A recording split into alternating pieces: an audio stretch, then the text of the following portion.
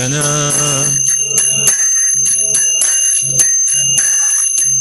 Yamunatiravanachari Yamunatiravanachari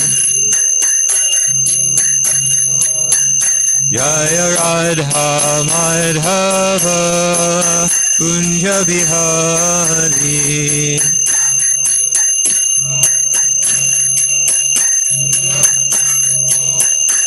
Jaya Radha Madhava Kunja Bihari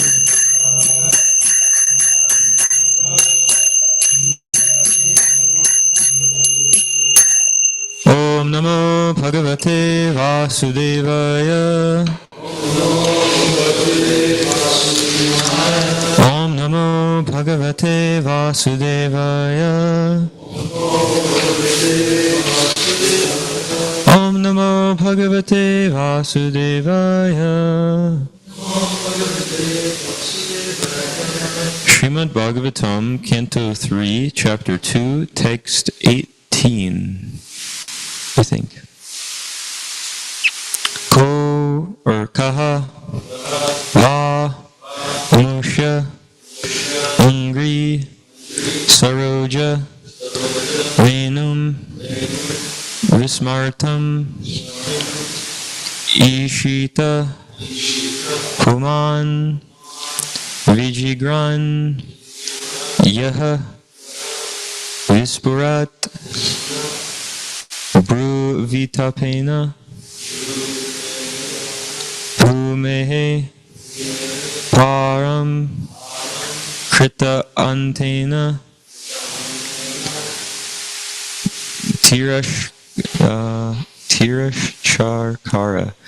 Tirashchakara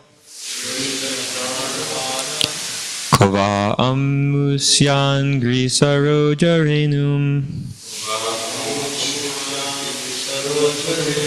Vismartum Ishita Puman Vijigran Yovispurad Bru Vitapena Bhumer Param Kritan Tena Tirashchakara Kova Amusyan Grisarojarenum Vismartum Ishita Puman Vijigran Yovispurad Bru Vitapena Bhumer Bharam Kritan Tena Tirashchakara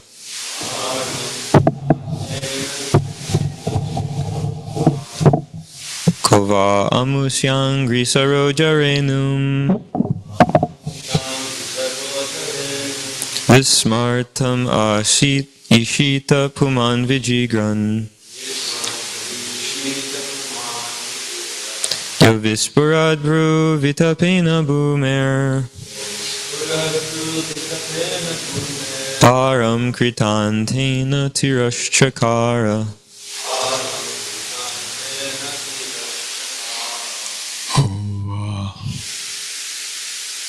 Kova Amusyan Grisarojarenum Sarojarenum Vismartum Ishita Puman Vijigran Vismartum Ishita Puman Vijigran Yovispurad Bru Vitapena Bhumer Yovispurad Bru Vitapena Bhumer Param Kritantena Tirashchakara Param Kritantena Tirashchakara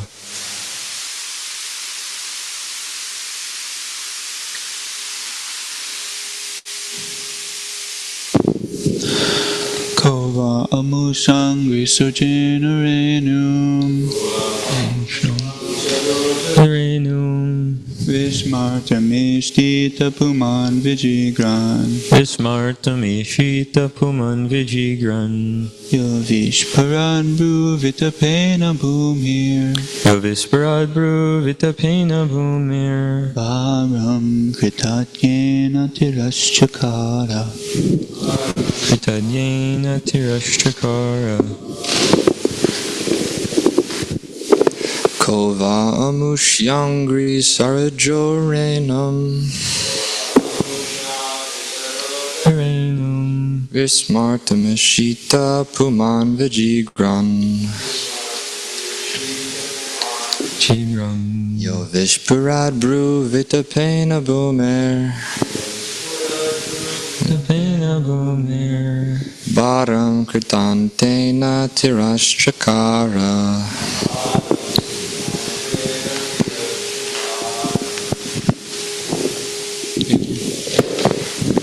Kovamushangri sarojarenum. Vismartam ishita puman vijikran. Yo vispurad bruvitapena bhumer. Param kritantena tirashchakara.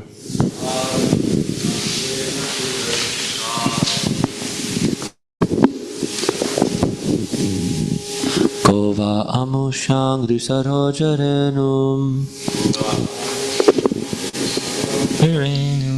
Vismartum ishita puman vijigran. Yo vispurat bruvitapena bhumer. Bharang kritantena tirashchakaram.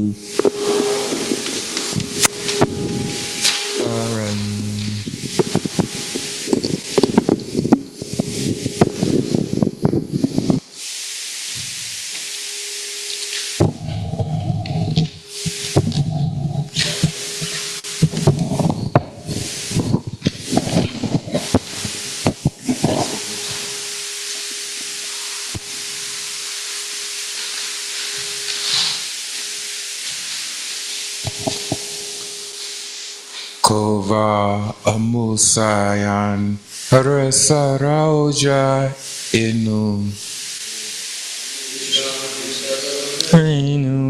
Vismartum is eta pumna vijagaruan. Yovis puhu adbaru vitapina harumir.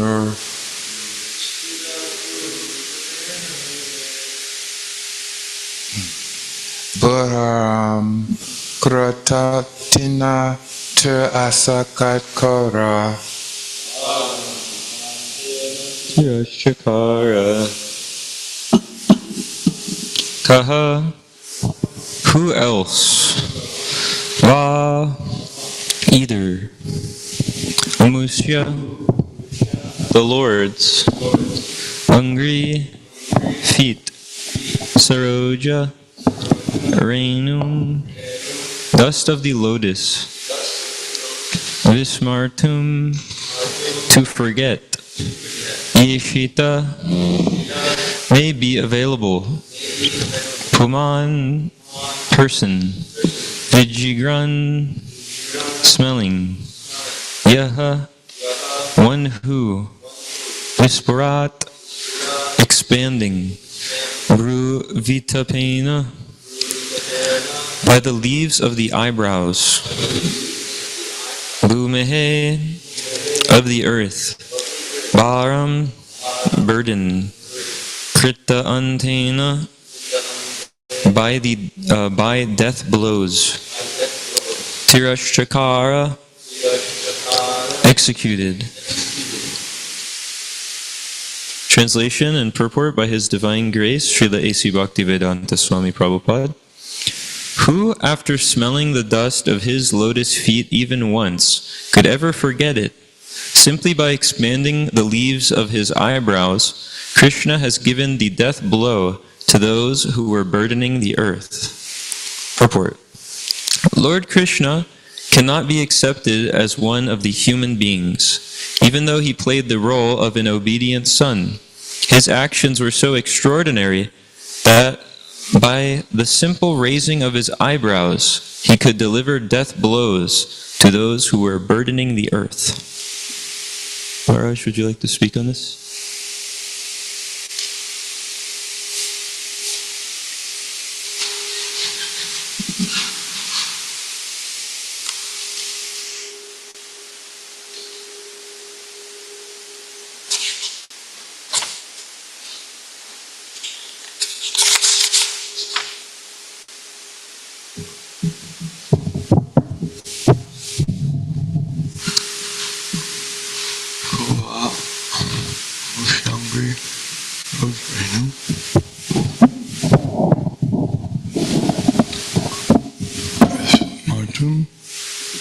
Ishita.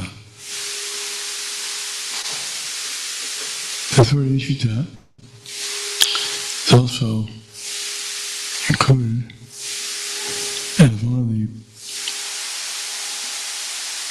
8 mystic powers that are given to the yogis.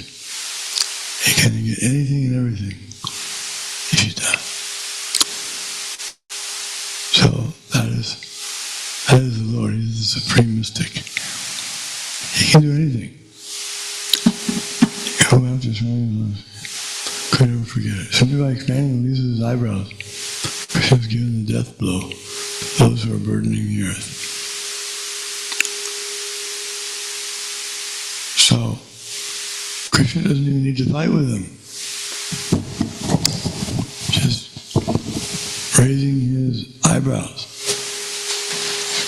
The description is also there that when Hiranyakashipu was in power in the universe, he was so powerful that his mere raising of his eyebrows brought great fear in the hearts of the demigods. He was so powerful. His power was limited, but the Lord's power is unlimited. Someone may say, well, why is he, if he has unlimited power, why is he playing games like this and with the living entities? If it's not a fair fight, why should he endeavor and engage in this fighting? It's pastime. Because they're simply pastimes. He's enjoying himself. Lord has unlimited desire to enjoy. Anandamaya Vyasat. He's full of bliss. And his bliss is always increasing. Anandam Buddhi Vardhanam. And as his bliss increases, his desire to give pleasure to others increases. That's why he gets so much pleasure, because he wants to give pleasure to everyone else, too. It's like a father. Father isn't interested in just having the wealth, gaining a lot of wealth for himself and live alone somewhere. No, he wants to have his family with him, his friends, relatives. He wants to arrange for them to also be enjoying. The Lord, he likes to enjoy with all the devotees.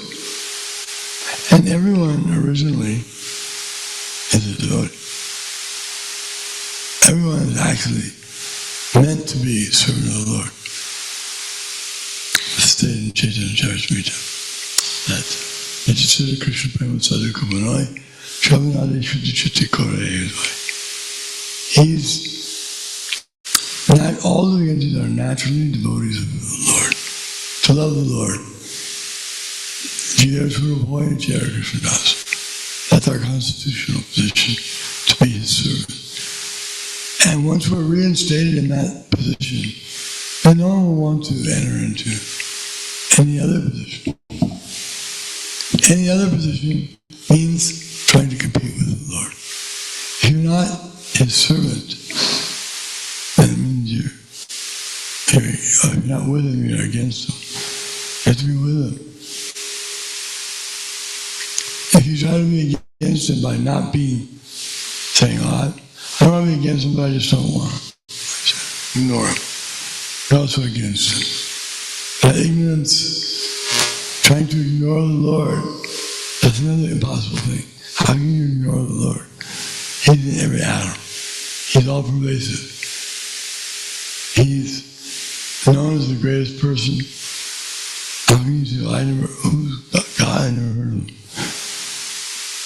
Yeah, everyone's heard of God. Even if, or the animals, they can't understand God. They have some appreciation for a great thing, when they hear the sound of the lion. It's like in the Bhagavad Gita, Krishna says, of animals, I'm the lion. So the animals, they know when the lion sounds, that's God. For them, that's God. They can appreciate the Lord in his lion form. Or when the thunder hits and makes it loud, lightning, they can see that as God. Something great. So the greatest in everything is Krishna.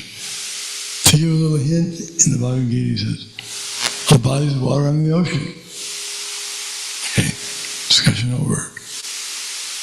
We're going to discuss what's the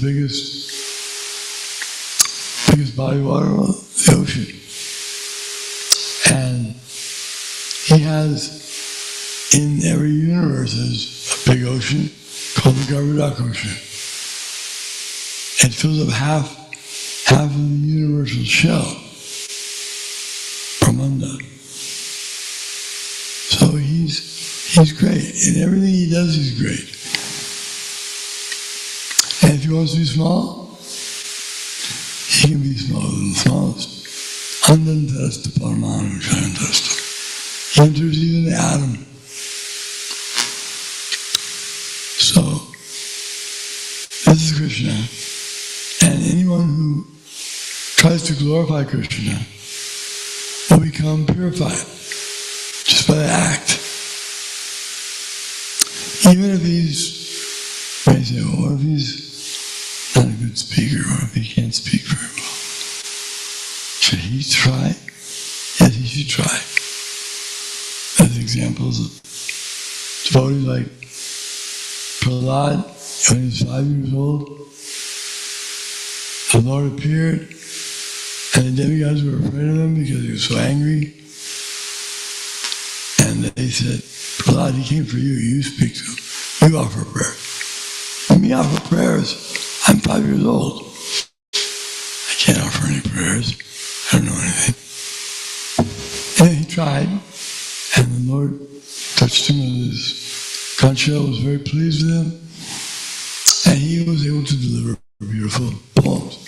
Mukam karoti vachalam, pangum mangai tegir.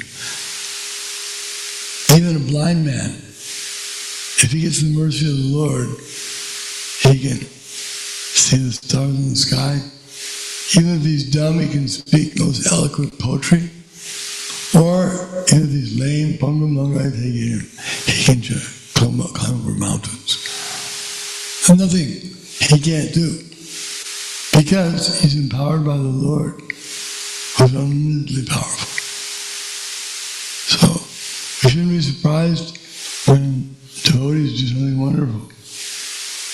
It's expected they'll do something wonderful because they're serving the most wonderful.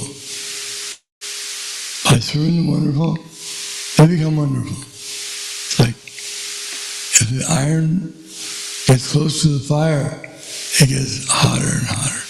And they can act just like fire. Similarly, the devotees, as they get closer and closer to the Lord, by service, they can act like the Lord. They can do amazing things.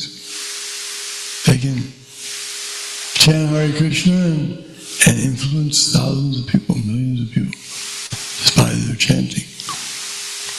So these are some things to think about.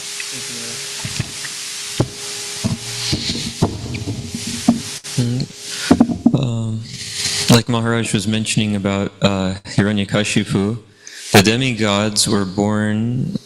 So there's Diti and Aditi, and one of them is the mother of the demigods, and the other is the mother of the demons.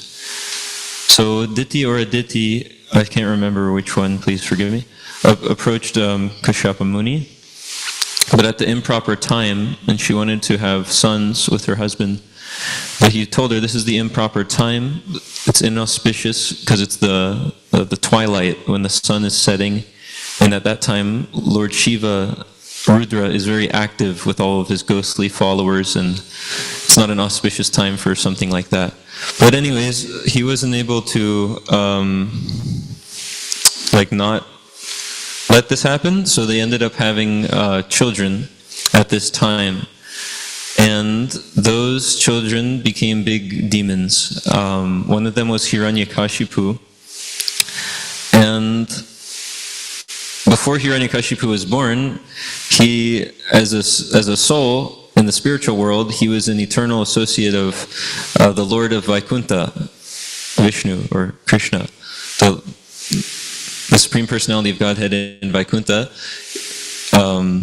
These two gatekeepers were there, Jai and Vijay, and the Supreme Personality of Godhead he can't fight people in the spiritual world because there's no one inimical there. So when he wants to enjoy a good fight, he, just like a king, sometimes a king has some hired wrestlers and martial artists who will practice with him. So just like that, he asks his own men to come to the material world where he can have a good fight with them. So these two, Jai and Vijay, in order to have them come to the material world, this whole pastime was arranged where these great sages, the four Kumaras, who had some idea of Krishna, but not fully. They weren't envious, but they only had realized up to the impersonal aspect, the Brahman aspect of Krishna. And there's three, we know. There's Brahman, Brahmati, Paramatmati, Bhagavaniti, Shabdyate. So they only learned the first one, Brahman, this all-pervading effulgence coming from Krishna. That's what they had realized, this impersonal. They'd realized the energy of God. But they weren't envious, so when they came up to Vaikuntha and they wanted to see who's the Supreme Personality of Godhead, who's the person behind all of this, Jai and Vijay stopped them because the four Kumaras, they look like naked babies. So they were thinking, why are these naked babies walking into Vaikuntha? So they stopped them, and the four Kumaras got angry. They said, how could this be? Why are they stopping us? So they cursed them to come back to the material world. And so at that time,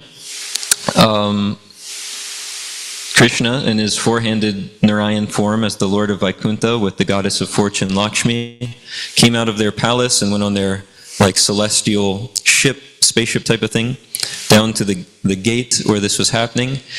And they walked out to see what's this quarrel going on. And right then, the four Kumaras, they saw the Lord and they smelled the tulsi leaves offered at his lotus feet, and immediately became pure devotees of the Supreme Personality of Godhead, not just of his energy, because they smelled these leaves, tulsi leaves on his lotus feet, and they were so amazed. Like we read in the translation, who after smelling the dust of his lotus feet even once could ever forget it? And we also heard about the leaves of his eyebrows. Bruvita pena. But anyway, they smelled these tulsi leaves and they were amazed. And there was this whole interaction, and the Supreme Personality of Godhead said, oh, I'm so sorry for this offense. If one of my devotees, I'm paraphrasing, but you could compare them to his, if someone is your servant, you could say they're like a part of you. So he says, and Krishna does say that in the Bhagavad Gita, that one who's my devotee, who's not envious of me, he is in me and I am also a friend to him. So like this, he said, if one of my devotees offends you, I'm willing to lop off my own arm to make sure you're not offended. And so this is what he did. He said, okay, your curse is fine, Jai and Vijay, they'll be in the material world for a couple births, and then they'll come back to the spiritual world. So these two great personalities, Jai and Vijay, like this, were sent to the material world, and when they fell down into the material world, there's all inauspicious omens: earthquakes, thunder, jackals howling with fire coming out of their mouth, and dogs barking, and all these some strange sounds from caves and in the sky, and so inauspicious everywhere. And then they took birth from the womb of Diti or Aditi. Sorry, I don't remember. Diti. They took birth from the womb of Diti, and they were the most powerful demons ever in this universe. And so it's explained how, because we hear of big demons. There's like Hitler, and I can't think of so many. I don't know who. Is Mussolini one of these people? I hear that name sometime.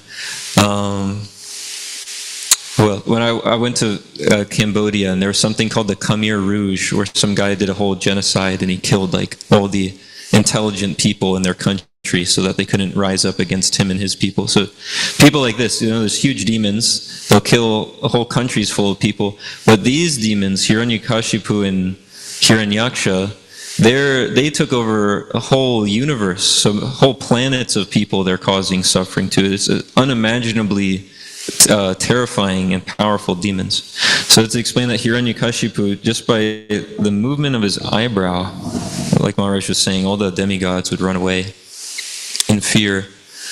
So, but these demons, as we're hearing in the translation of the purport, they're no match for Krishna. One name for Vishnu is Bhima Parakrama, which means he has this exalted, terribly extraordinary power and strength, incomparable, uncalculable, extreme strength. So these personalities who weren't afraid of anyone or anything, like Hiranyakashipu, he thought nothing could kill him. He was blessed by Lord Brahma that he wouldn't get killed by so many different things. But still, when they come in touch or come face to face with Krishna, then even though they've never been afraid of anyone or anything, now they're afraid. And we see the result over here with the picture of Krishna in his form of Nrsimhadev. When he was fighting with Hiranyakashipu, one of the descriptions was that he was kind of playing with him like a cat. It plays with the mouse, and sometimes it puts its hand on the mouse and it can't run, and then it lets it run around a little bit, and then it stops it. So like that, he just kind of was playing with him in this fight. But then, ultimately, what did he do? He puts Hiranyakashipu on his lap, and he still keeps the blessing of Brahma intact. He killed him in just the way that the blessing wouldn't be negated, that he wouldn't get killed in the sky, the land, all these different things. And he ripped him in half so easily, just like one could crush a wasp with their nails. So the stone-like chest of Hiranyakashipu, for Nrsimhadev, that was just like crushing a wasp with his nails. What is it? Vagisha yasya vadane lakshmir yasya shavakshasi yasyaste hridaya sambit tam nrsimham aham bhaje. This is a verse describing Lord Nrsimhadev.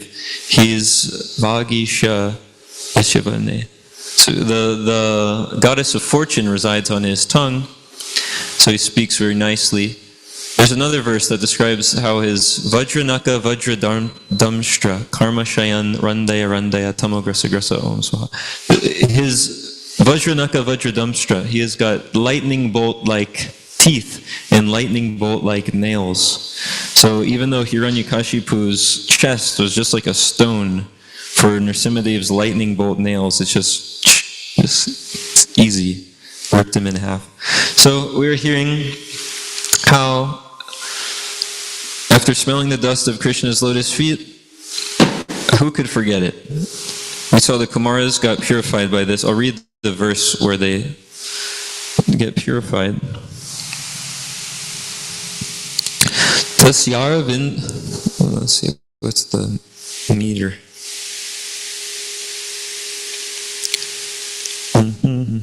Tasyaravinda nayanasya padaravinda Kinjalka Mishra Tulasi Makaranda Vayuhu Antargata Swavivarena Chakarate Sham Sankshobam Aksharajusham Apichitta Tanvaho. When the breeze carrying the aroma of tulsi leaves from the toes of the lotus feet of the personality of Godhead entered the nostrils of those sages, they experienced a change, both in body and in mind, even though they were attached to the impersonal Brahman understanding. And the first two sentences of the purport.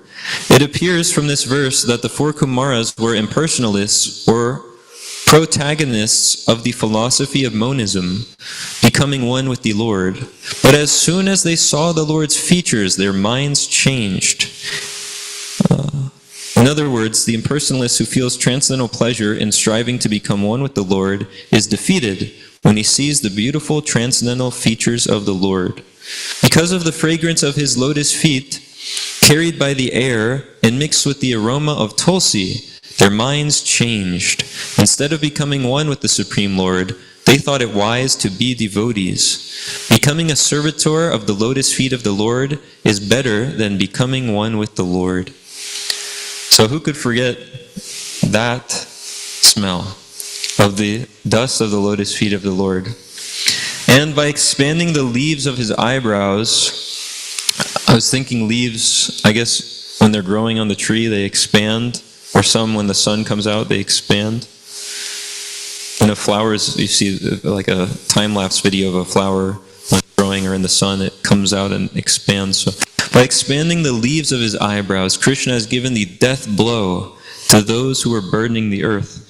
So I thought of a few good death blows here from Krishna we could read. And as we see, he doesn't even need to give an actual blow, punch, or extend himself in any way to destroy these demons. Like Maharaj said, he's in every atom. So, and it's only due to the Supreme Lord as Paramatma being seated in the heart of every living entity, as he says in the Bhagavad Gita, I'm seated in the hearts of all living entities who are seated in this body, like being seated in a machine, and I'm directing all of their wanderings. So if he wants to kill a demon, he doesn't need to come. He could just leave their heart, or he could just not give them the air for them to breathe, or not give them the body for them to utilize. Everything is coming from him, so he doesn't need to expend himself. He can just have one of his agents do something, have material nature make an earthquake, and they're finished. But anyway, he does also give some death blows. And we see even those are pretty easy for him. Like when he was fighting Hiranyaksha in his Vrahadev avatar as Lord Boar with his red spiky hairs. He has a good fight with Hiranyaksha. They're fighting with maces, and it's a whole battle. But when it was time to wrap it up, Krishna just slapped him, and he was done. He was completely finished by one slap. So you see, he doesn't need to work hard to accomplish anything. Just by his willing it, it's done. But still, here's some nice death blows by the Lord. Oh, one thing actually first was in the purport we heard that Lord Krishna cannot be accepted as one of the human beings, even though he played the role of an obedient son. So just for that real quick, in Krishna book, chapter 2, describes how Krishna appeared. And we see it wasn't that he's born, he didn't take birth like a human being, but he just appeared. He wants to come and he appears. And so here this describes how that happens. Thus ordered by the Supreme Personality of Godhead, Yogamaya circumambulated the Lord, and then within this material world, and then appeared within this material world according to his order. When Yogamaya, the supreme power of the supremely powerful personality of Godhead, transferred Lord Shesha from the womb of Devaki to the womb of Rohini, both Devaki and Rohini were under Yogamaya's spell, which is called Yoga Nidra. When this was done, people thought that Devaki's seventh pregnancy had been a miscarriage. Thus, although Balaram appeared as the son of Devaki, he was transferred to the womb of Rohini to appear as her son. And so that was some pre-arrangements, setting up everything nicely for the Supreme Lord's appearance. And now here. After this arrangement, the Supreme Personality of Godhead, Krishna, who is always ready to protect his unalloyed devotees, entered within the mind of Vasudeva as the Lord of the whole creation, with full inconceivable potencies. It is understood in this connection that Lord Krishna, first of all, situated himself in the unalloyed heart of Vasudeva. So he wasn't, you see, it's different than a human being born. Krishna is just appearing. He first of all situated himself in the unalloyed heart of Vasudeva, and was then transferred to the heart of Devaki. He was not put into the womb of Devaki by seminal discharge. The Supreme Personality of Godhead, by his inconceivable potency, can appear in any way. It is not necessary for him to appear in the ordinary way by seminal injection within the womb of a woman. And here we go. When Vasudeva was sustaining the form of the Supreme Personality of Godhead within his heart, he appeared just like the glowing sun, whose shining rays are always unbearable and scorching to the common man. The form of the Lord situated in the pure unalloyed heart of Vasudeva is not different from the original form of Krishna. The appearance of the form of Krishna anywhere, and specifically within the heart, is called Dhamma. Dhamma refers not only to Krishna's form, but also to his name, his qualities, and his paraphernalia. Everything becomes manifest simultaneously. Let's see.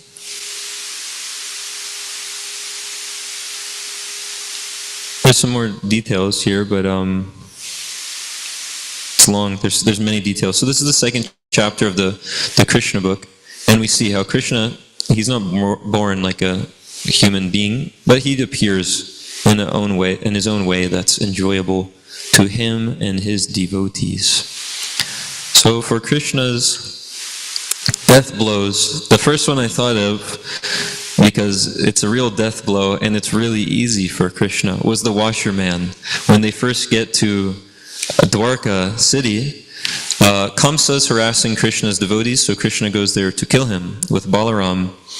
And when they first get in the city, one of the things that they see is this washerman of the evil king Kamsa, and he's carrying nice, bejeweled, beautiful clothing fit for a king. So Krishna and Balaram then came upon Kamsa's wicked washerman. Krishna asked him for some of the first-class garments he was carrying, but he refused and even chastised the two lords. At this, Krishna became very angry and beheaded the man with his fingertips.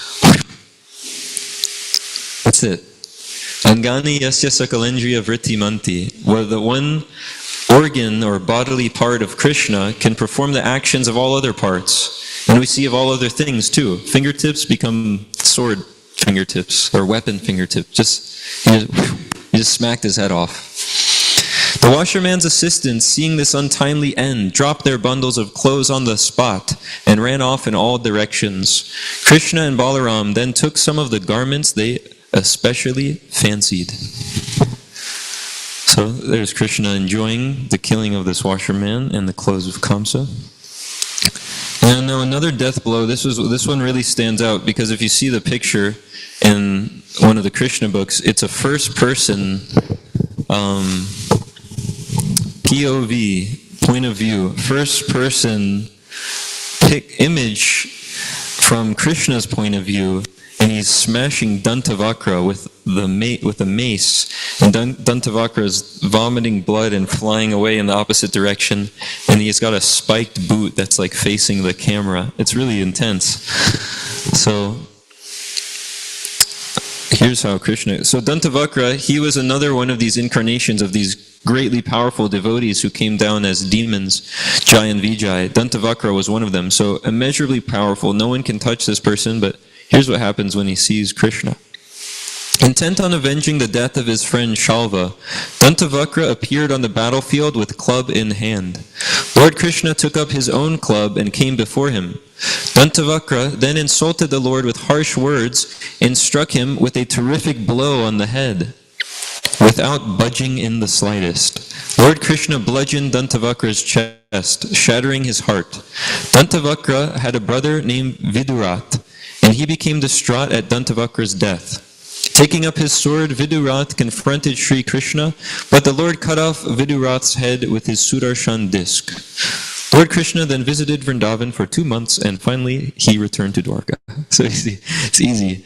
He just, one blow, crushes these people, these demons. And, okay, last one, because this is like the best. In the Krishna book, one of these demons was doing something that's very common for demons nowadays. He's pretending to be God or Krishna. So this demon, Pondraka, he sent a letter to the Supreme Personality of Godhead saying, I am the Supreme We'll see what happens. It's another one where Krishna easily kills him. Pondraka, the false Vasudeva. Let's see. Oh, this isn't... well, anyway, we can read that one another time because it's 8:30. I didn't pull up the right link. But Pondraka, he put on a big show, and when Krishna's devotees heard this letter where Pondraka is saying, I am actually Vasudev, so give up all your paraphernalia that makes you look like the Supreme Lord and come and surrender unto me, because I've come to annihilate the miscreants and protect the devotees. So as a messenger was reading this to Krishna and all the assembled members in his big opulent assembly hall, they all just laughed for a very long time. You think all the main personalities in the Bhagavatam and the Mahabharata, they're all there, these powerful personalities, and they're all just laughing for a long time. And then Krishna says, okay, give him my reply. And he just gives him the most like hardcore reply that you could ever imagine. Here's part of it. O fool, I will force you to give up the so-called Sudarshan disc and the other divine symbols of mine you have dared to assume. And when you lie down on the battlefield, you will become the shelter of dogs. And he says he'll be food for different animals. And it's really amazing. So when he gets to the battlefield, he tells Pondraka, he starts boasting again, and Krishna again just crushes him with his words, and then he crushes him again really easily. I think it's another Sudarshan special appearance. Chops his head off with the disc. So, Krishna is all-powerful. The devotees are blessed by the smell of his lotus feet, and we see many have become purified by that unforgettable fragrance. And the demons are crushed simply by the expanding of his eyebrows. So that's one quality of Krishna, and of extraordinary personalities like his devotees, is that he's softer than the rose and at the same time harder than the thunderbolt. And that description was given when Lord Chaitanya was leaving one of his associates who just fainted there on the spot. Then Krishnadas Kaviraj explains this description that the Supreme Lord, he can be harder than the thunderbolt, but then also we see he can be softer than the rose. And there's nice descriptions of Srila Prabhupada like that as well. So, Hare Krishna.